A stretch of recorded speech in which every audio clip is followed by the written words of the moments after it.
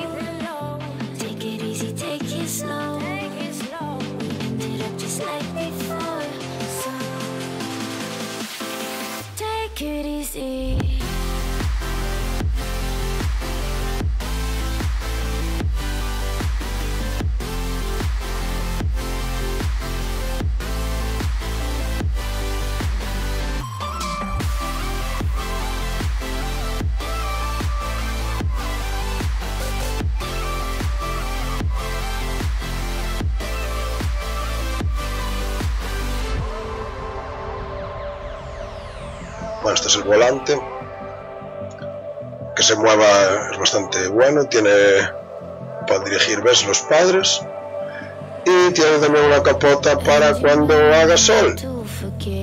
Allí abajo, bueno, se veía una cestita, en este botón tiene música que se escucha por el altavoz este que tiene aquí debajo.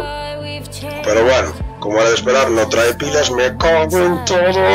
Vale, ya le puse las pilas y a flipar.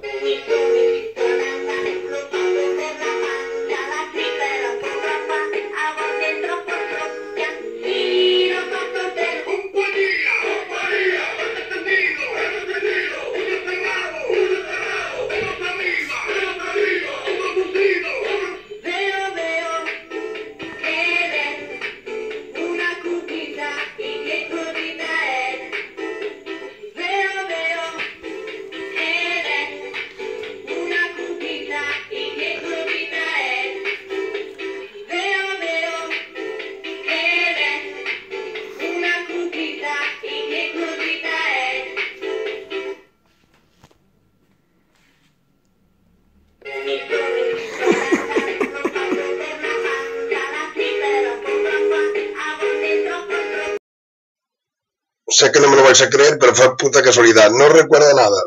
Es un puto Autobot.